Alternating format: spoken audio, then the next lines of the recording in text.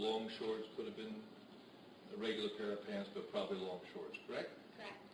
And did he make eye contact with you at all? I don't believe so. And over what period of time did you see him acting in such a kind of unbalanced fashion? Pretty quickly, started pacing and screaming, I think, within a few moments of me being there. And fair to say that that attracted enough possession that he was actually taken into custody? Yes. I have no further questions. When you say unbalanced, Mr. Denner suggested a word unbalanced. What does that mean to you? What does that mean? Unbalanced. What? Yes. Like in what manner?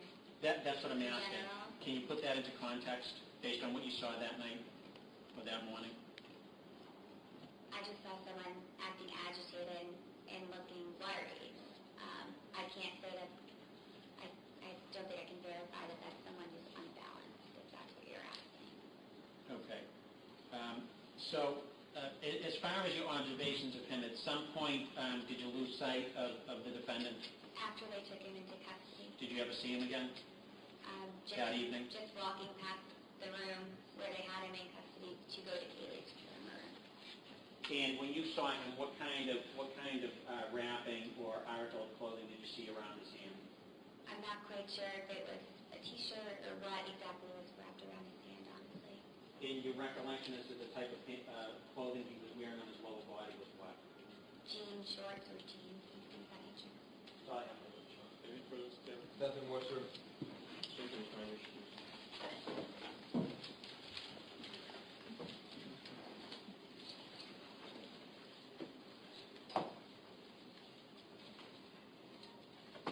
James Carnes, Your Honor.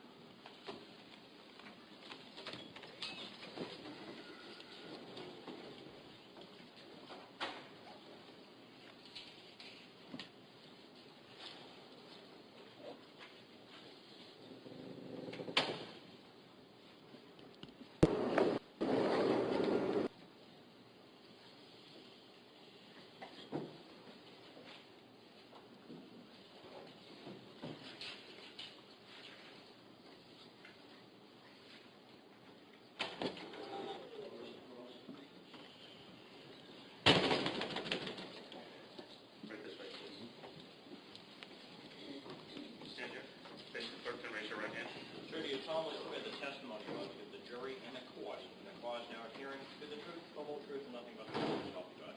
Yes. Thank you, sir.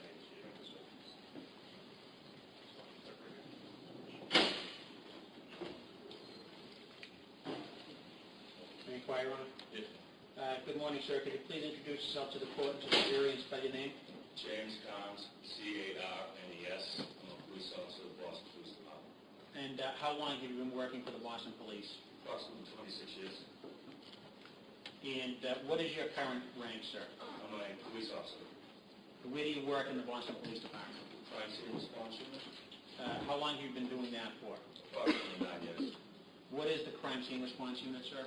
It's a unit comprised of approximately 30 individuals. We provide support to the investigators through photography, collection, and documentation of evidence. And Officer Carnes, where's the crime scene response unit located? Police headquarters. And you said about 30 people are assigned? Approximately, yes. What are the types of incidents that you wind up responding to scenes and things of that nature? Yes, sir. Any death investigation, major crime scene response. And when you say major crime scenes, what do you include in that category? Assaults, breaking and entering, things of that nature. And would assaults include stabbings? Yes, sir. Generally, could you just describe for the jury what your duties and responsibilities are on the crime scene response unit? Again, when we respond to the scene, we assist the investigators in charge through photography, collection, and documentation of evidence. Okay. As far as that goes, documentation, photography, collection, have you had any specialized training for that? Yes, sir, with outside agencies as well as the labs within the Boston Police Department, crime lab, latent print unit, and firearms analysis unit. And Officer Carnes, as far as your position on crime scene response, have you yourself, over the years you've been assigned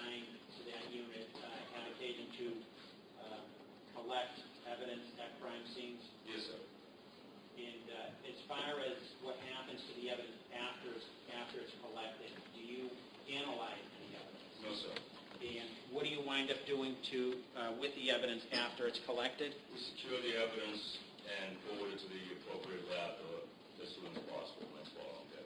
Okay. When you say appropriate lab, what are you talking about? Whether it be submitted to the crime laboratory, the firearms analysis unit, or the latent burn unit. Directing your attention to early Wednesday morning, July 24th of 2013, Officer Carnes, were you working on that date? Yes, sir. And as far as your assignment of crime scene response goes, when you're working on a particular shift, do you usually work alone or with a partner?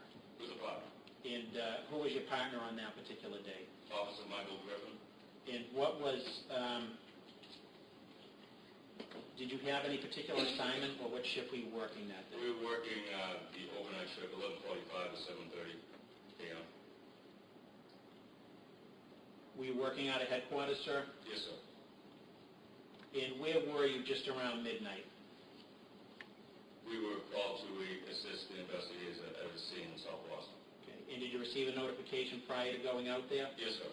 What time did you receive the notification at, Officer Carnes? Approximately midnight. What was the nature of the call? Was for a stabbing? Yes, sir. Where in South Boston? Gate Street in South Boston. And when you went there, who did you go there with? I went with Officer Griffin. Did you have any equipment with you? Yes, we have trucks stocked with equipment. Okay. And what kind of equipment did you have that day? We have evidence That mark. night. I'm sorry. Go ahead. We have evidence markers, cones. We call them. They're numbered cones. Bags to collect, swab kits, boxes to collect items, things of that nature. And on that particular date, Officer Carnes, what time did you get to Gate Street? Roughly. Approximately a little after midnight. Who did you meet when you got there? We met with the patrol supervisor, Who was that? Sergeant Hurley. And where did you go after speaking with Sergeant Hurley? He briefed us on the scene, and then we spoke with detectives on scene. When you say on scene, what was the scene comprised of? From when you first arrived further on into what you did that evening? They informed us that at 57 Gate Street, we went up Gate Street, took a left, I believe, on Telegraph Street.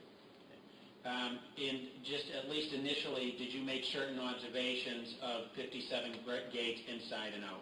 Yes, sir. And what did you see? There appeared to be what looked like blood on scene, And where on scene? inside and outside. And as far as Gate Street, you described Telegraph as well. Did you ever walk from 57 Gates up towards Telegraph? Yes, sir. On what side of the street as you walked up Gates? This is on the left side of the street. What observations did you make in that area, sir? That there appeared to be a blood trail. Okay. Did you see reddish-brown stains? Yes, sir. In how many locations? Roughly. We'll get more I specific in a believe minute. we used 20 markers. And the reddish-brown stains that you saw, which direction were they going in? They went from 57 Gates, up Gates, left onto Telegraph. Okay. And did you follow those reddish-brown stains down Telegraph Street? Yes, sir.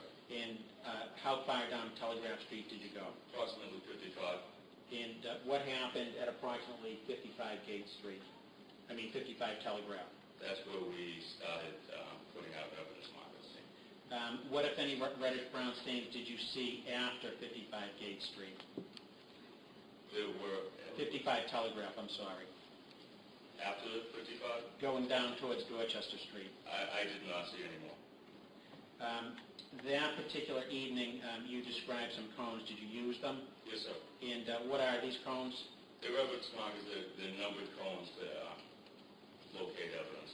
And you used approximately how many that evening? Approximately 20. You said your partner was Officer Michael Griffin. Yes, sir. What was his role that morning? He took photographs.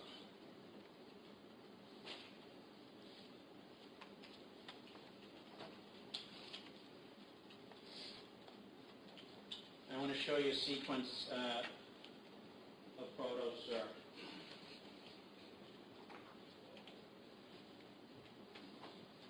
And I'm going to show them to you in sequences of 5.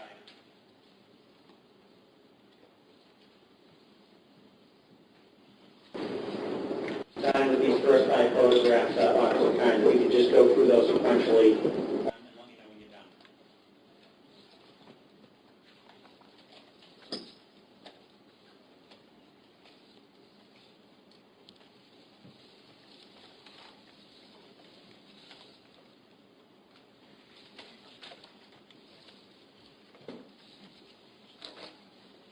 Do you recognize what's depicted in these photographs, sir? I do, sir. There were actually 6 photographs. What do you recognize these photos to be? The scene where the evidence markers are marking the LDS trail. Okay. And sequentially, at least as they're depicted in these 6 photographs, where do the numbers start? The numbers start at 55 Telegraph, Heading in which direction? up Telegraph Street towards Gate Street. And do these end in the last photograph with which 2 numbers? Which 2 numbers? Phones number 7 and 8, I believe. And column 7 and 8 were on what street? They were on Gate Street. And are these fair and accurate representations of the area as you place these markers on July 24, 2013? Yes, sir. Would be marked as the next number equal to Yes.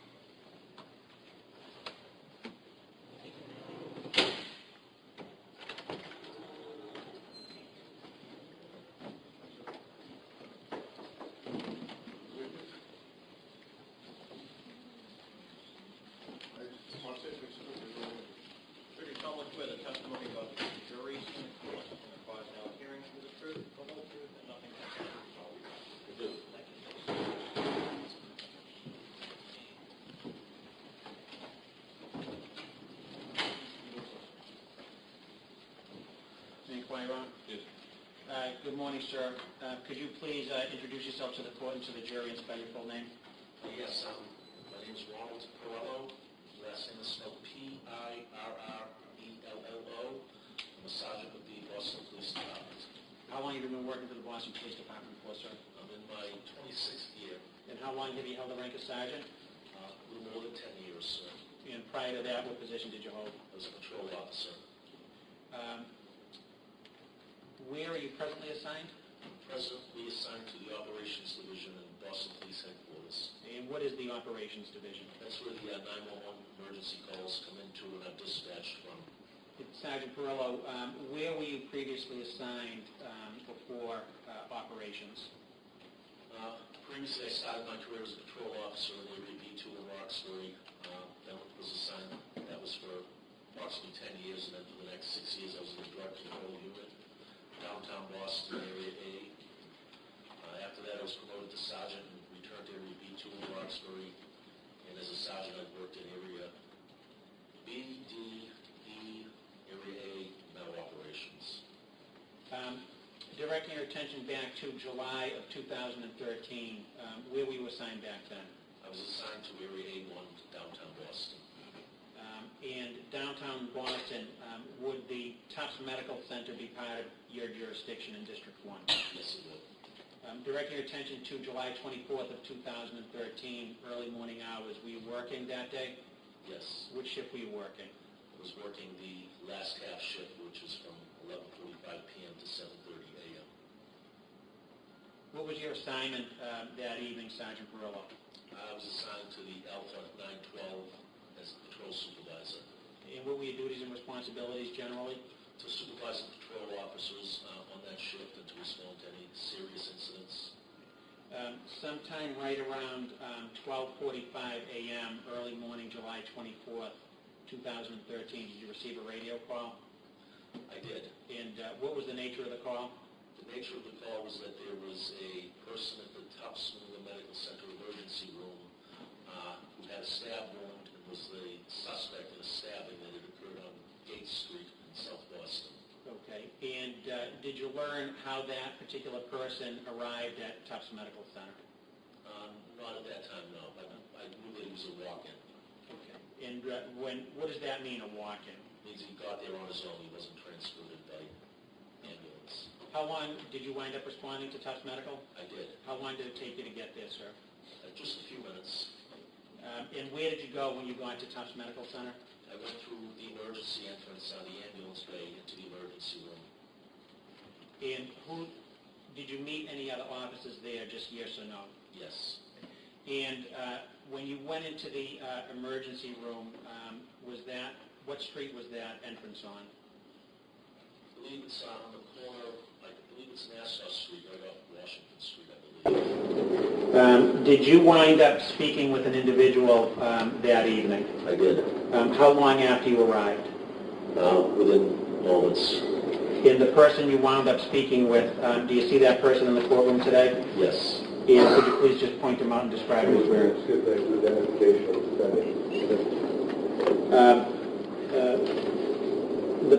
The defendant who you had contact with that evening, how long after your arrival was that?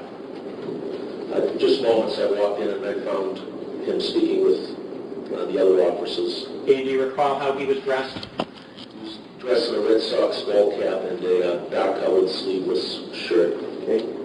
Did you see any other articles of clothing? Those are the only items that I recall. I'm not sure what he had on for pants or shorts. Did you make some observations of his physical person? Yes, he had a bandage on his left hand. Okay, when you say a bandage on the left hand, what color was that bandage? Right.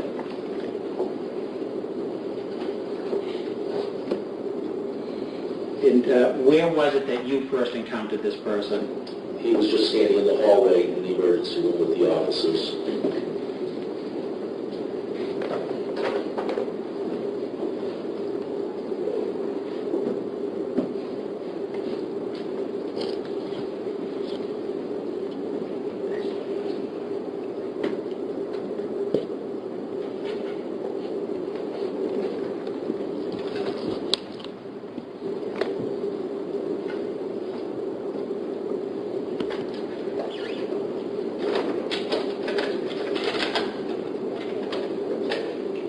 Sergeant Pearl, I'm just putting up on the easel exhibit number 231. Just generally, I want to direct your attention to the floor plan. Do you recognize what's depicted there? Yes. And what do you recognize that to be? The layout of the emergency room at Tufts Medical Center. And the area that's depicted on exhibit number 231, do you see the area where you first encountered the defendant? Yes. And could you please just point it out for the jurors? It would be in the area where it says A8 in the top corner of the hallway out here. Did you wind up speaking to him on that particular date? Yes. And what did you do before you wound up speaking to him? First, we were directed into a room for privacy, and then I read him his Miranda warnings from a printed card. Okay. And what did those warnings consist of, sir? His Miranda warnings, his right to remain silent, etc. And could you just go through them? Yes. You have the right to remain silent You choose to speak, anything you say may be used against you in a court of law or other proceeding. You have the right to consult with the lawyer before answering any questions you may have him present with you during questioning. If you cannot afford a lawyer and you want one, a lawyer will be provided for you by the Commonwealth without any cost to you. Do you understand what I've told you? He answered affirmatively. Okay, now let me just ask you right there at that point. Did you read those collectively to him at that point? Yes. Okay. And at the end, when you read them to him, how did he acknowledge? He said yes or no, his head affirmatively. As far as your dealings with him, fair to say that took place over a period of time? Yes. Relative to his sobriety or lack thereof, were you able to make any observations? He seemed to be fine to me. Did you wind up speaking to him? Yes. And did you have any problems understanding him? No. Did you ask him questions? Yes. And at least as you were asking him questions, did his answers, at least as he was answering them, appear appropriate to the questions that were put to him? I'll withdraw the question. After you read him those Miranda warnings, did you ask him anything else? Yes. And what was the first thing? You said you noted something, he had a wrapping or a bandage on his hand. Yes. What did you ask him? What was the first thing you did? I asked him what had happened to his hand. And did he respond to you? Yes, he did. What was the response? He stated that he had gone to the Hess gas station to buy cigarettes. Okay. After he purchased the cigarettes... Let me stop you right there. Did you ask him which Hess gas station? Yes. Which Hess gas station was that? The one on Old Colony Ave. And where's the one on Old Colony Ave located? I'm not sure the exact number. Meaning the section of the city, It's sir. in South Boston. What was the next thing that he said? He said that after he purchased his cigarettes and was walking away on the property of the Hess gas station, he was accosted by a black male, which he couldn't provide a description of, and said the black male asked him for money, $1, and a cigarette. What further description did he give of the black male? He couldn't give any other description, height, weight, or clothing. Let me ask you this.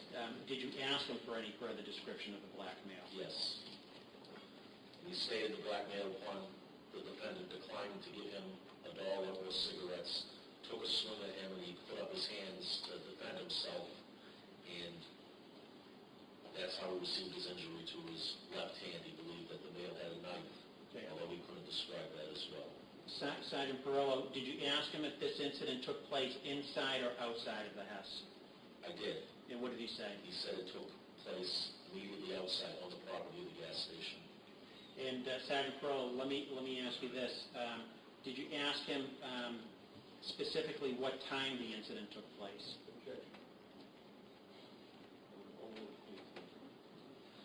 He responded it was just prior to him coming to the emergency room. What did you ask him, if anything? How did he say the wound was sustained?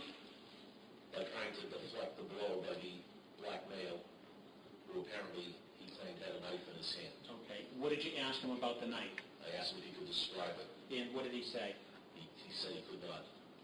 And how did he describe, or how did he say the attack ended? He threw him to the ground, and then he hailed a cab to take him to the emergency room at Tufts. What did you say to him after that? I asked him if he had had an altercation with a woman that evening. Prior to that, did you discuss anything about any video? Oh, yes, I'm sorry. I told him since it was right on the Hess property, I assumed it would...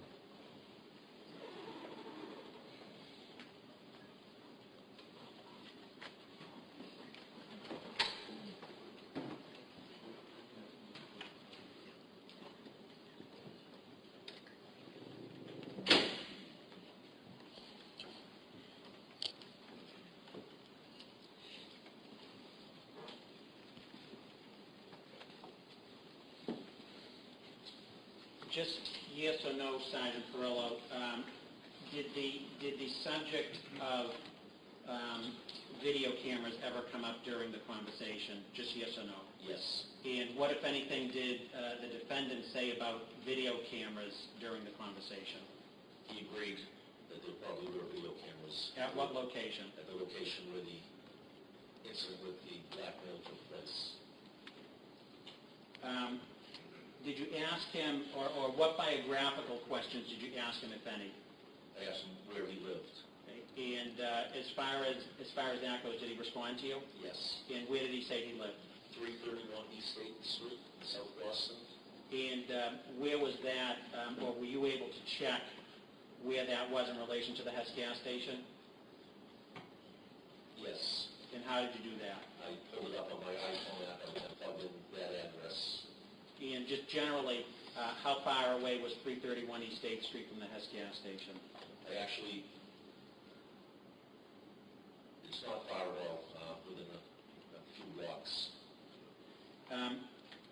What else did you ask him about that particular address, sir, 331 East 8th Street? I asked him if he knew where Gate Street was. Okay. And what was his response? No. Did you ask him how long? Did you ask him how long he was living at 331 East 8th Street? Yes. How long? What was his response? Over 1 year. Okay. After you asked him the question about Gate Street, did you do anything independently of his answer relative to 331 East 8th Street and Gate Street? Yes, I was looking at my map on the iPhone and observed that Gate Street was immediately adjacent to 331 East 8th Street. Roughly half a block away was the first street next to 331 East 8th Street. And when he said that he didn't know where Gate Street was, did you ask him any additional questions? He had mentioned that he parked his car on Harbor Street at times, which was adjacent also to his address on the other side of Gates. And how did that statement come out? Was that in response to a question, or did he volunteer that statement? It was volunteered when I questioned if he knew where Gate Street was. He volunteered no, but he sometimes parked his car on Harbor Street, which according to that was Old Harbor Street.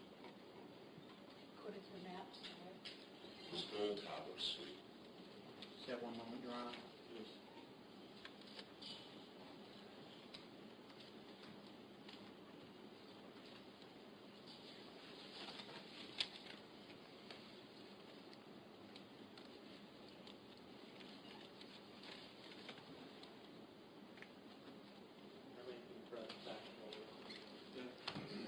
Thank you, Your Honor. I need one moment.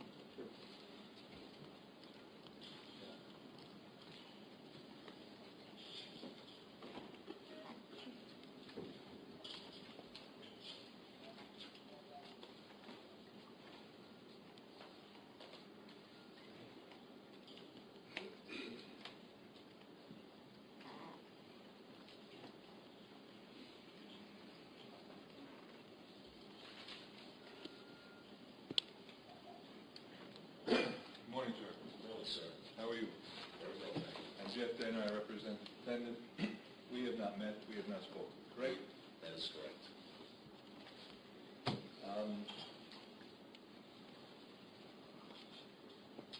You got to the medical center, and you encountered the defendant, and he purported to be a victim of stabbing, correct? Yes. But you didn't believe that from the beginning, did you? I did believe it.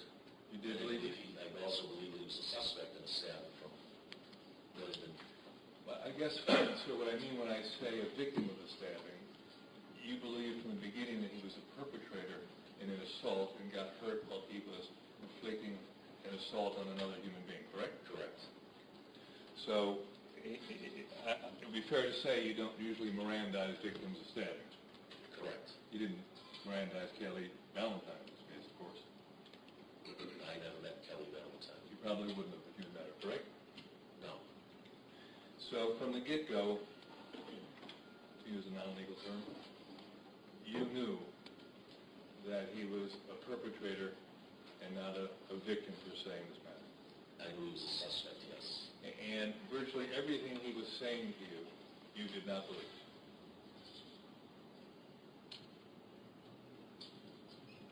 Not everything, no. What did you believe of the things he told you? He told me his address. And he also told you that he had no idea where Gate Street was, even though that was a half a block from his address, correct? Correct. Presumably that didn't make sense. Did that seem kind of unusual? When I looked at the map, yes. And the story he told you about walking and being accosted by an African American and having to defend himself, that didn't make sense to you either, did it? I questioned that as well, yes. And you indicated when Mr. Pappas asked you about his how he appeared relative to sobriety, that he did not seem at all under the influence of any kind of alcohol. Not to me, no, sir. Did you smell his breath? Not particularly, but I was speaking to him closely in the same room and didn't notice You anything. didn't smell him. Did he seem agitated to you? Did he seem loud to you? No, he was calm and cooperative. Did you, at some point, learn how he'd been behaving right before you got there at the medical center? I believe the only thing I even told was that he was out in the hallway, and that's why the officers had stopped him, because he was wandering around. Did you ever come into contact with Kelly Ryan, who was a roommate of Ms. Valentine? I don't believe so, no.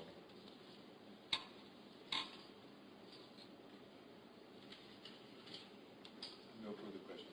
Thank you.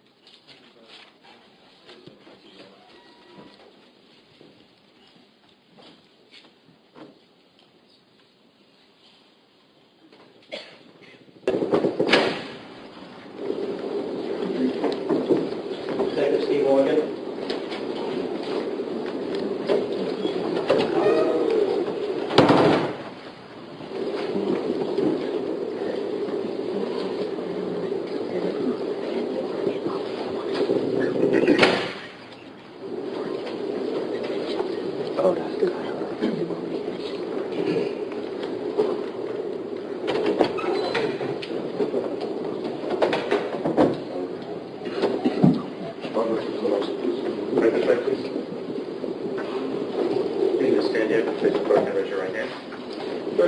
Swear the testimony about the jury and the court is caused now hearing the truth, the whole truth, and nothing but the truth, and so help you God.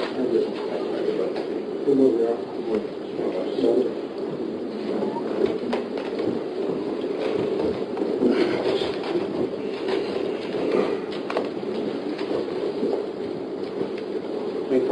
Yes. Morning, sir. Could you please introduce yourself to the court and to the jury and spell your name? Stephen Morgan, Stephen, S-T-E-V-E-N, Morgan, M-O-R-G-A-N. And who do you work for, sir? Boston Police Department. And how long have you been working for the Boston Police Department? 28 years. And what's your current rank, sir? I'm a detective. And how long have you held that rank for, sir? 15 years. What area of the city are you currently assigned to? Area C6. How long have you been assigned to that district? 15 years. Detective Morgan, I want to direct your attention to July 23rd and 24th of 2013, ask you some questions about those dates, okay? Yes, sir. First of all, directing your attention to the time frame of 12:15 a.m. on July 24th of 2013. Did you receive a radio call? I did. Where were you when you received the radio call? 124A Dorchester Street. And what time had you arrived at 124A Dorchester Street? Probably about 10:30 that evening. Okay, and that would be going back to July 23rd of 2013? That's correct. Was that the first time that you were at 124 Dorchester Street on July 23rd of 2013? No, sir. And when had you been there previously? About 3:30 p.m. In the afternoon? In the afternoon. And was that on the same day, July 23rd? Yes, sir. And just if you would, what was the reason for you being there on July 23rd of 2013? I received a call from Sergeant Detective Kenny O'Brien. He asked me to go. Just not not what anyone said to you. What was the nature of, were you involved in an investigation? I was. What was the nature of the investigation that you were involved in? There was a missing person. Okay. And when did you first become aware of that investigation? At about 2 p.m. that day. What associated information did you receive after 2 p.m. regarding the missing person? That there was a car that was burnt at the Mary Ellen McCormick project.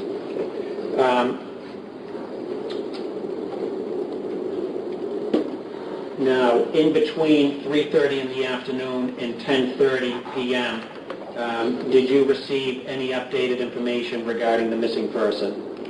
Yes, I did. And just what was the nature of the information you received? That they had found a person in the pathway.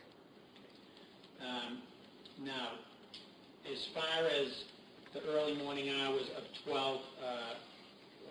July 24th of 2013, you just said you were at 124A Dorchester Street. That's correct.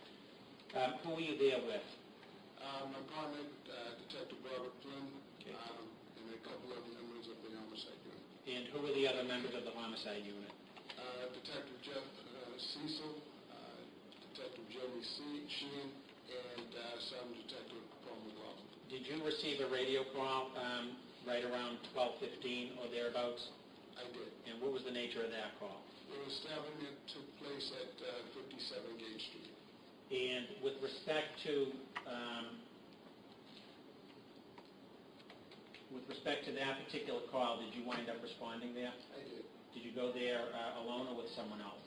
With Detective Flynn. And how long did it take you to get to Gate Street? A matter of minutes.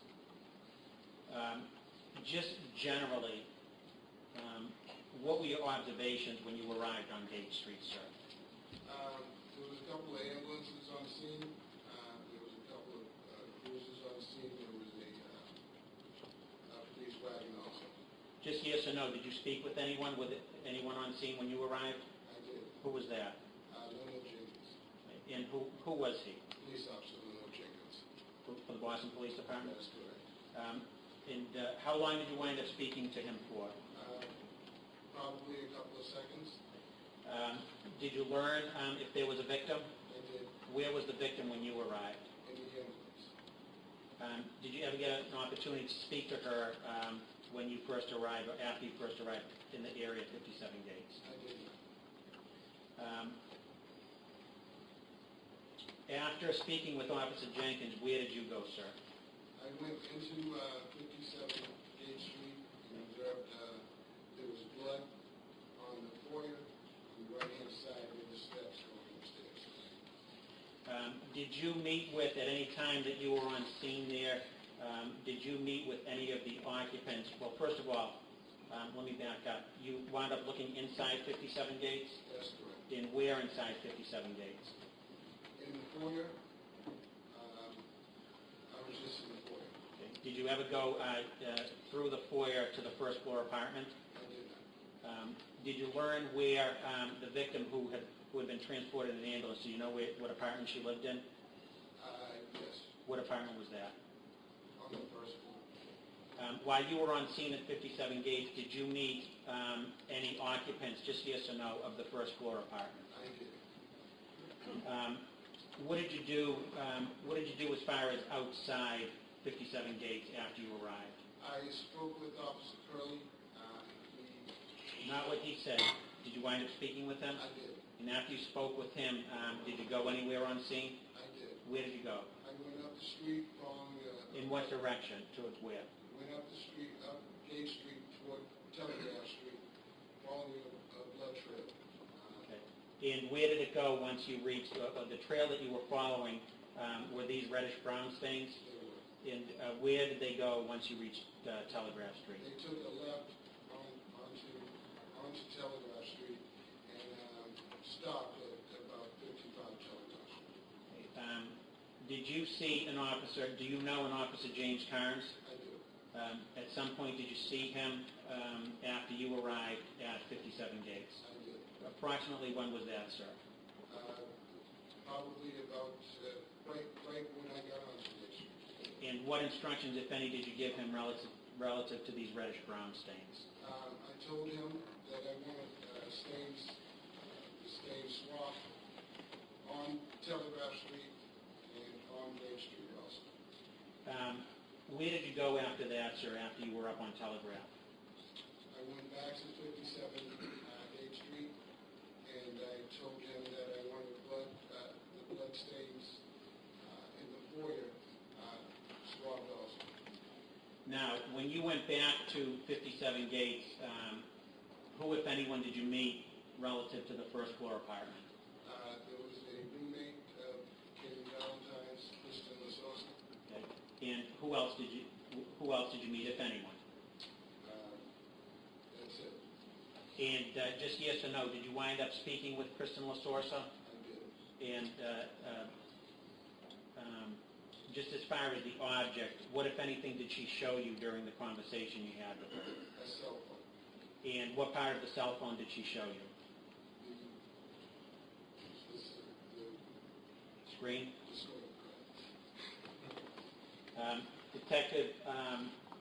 Detective Morgan, not the content, but what was on the screen that she was showing you? Text messages. After you saw those, did you read the text messages? I did. And what contact, if any, did you have with your partner, Detective Flynn, after you saw the content of the text messages? He immediately told me, Steve, we have to go. What did you wind up doing with Detective Flynn? We went directly to Tufts Medical Center. At least at that particular time, was that the extent of what you did and what you observed at 57 Gate Street? Yes, Did you ever return to 57 Gate Street? I did. And just jumping ahead a little bit for a moment, sir, at what point was that? About 3:30 in the a.m. on the 24th. In your responding to 57 Gate, did you ever have occasion after your initial response to go to the area of Telegraph Street? I did. What number? 51. And just for what purpose was that? To look at, there were video cameras outside. When you say video cameras outside, what type of video cameras are you talking about? There were video motion cameras. Okay, we'll get to that in a minute. From 57 Gates, where did you go, Detective Morgan? I'm back now to the early morning hours of July 20th.